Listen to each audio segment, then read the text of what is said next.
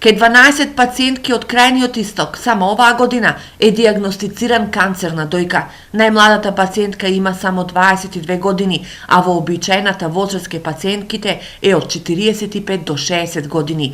Ова е евиденцијата само на мамографот во Пехчево.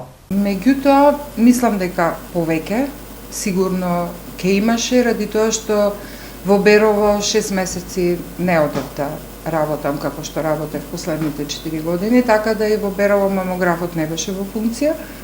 Овде имавме прекин 1-2 месеци ради проблем исто со апаратот и мислам дека загрижувачки е порастот на канцер на дојка во Малешевија. Навремената дијагностика на малигните промени спасува животи, а според доктор Илиевска скринингот и редовните прегледи треба пациентките да ги сватат како задолжителни. Затоа сакам да апелирам посебно до младите, до девојчињата и сите млади после 15 години. Ехо на дојка.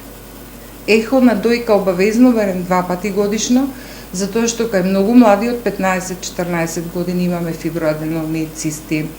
Значи има патологија и кај нив, кај дојките, за жал не се заштитени и од канцер. Статистиката на доктор Илиевска зборува дека во Малешевијата во последните години за 4,5 пати е зголемен бројот на малигните заболувања.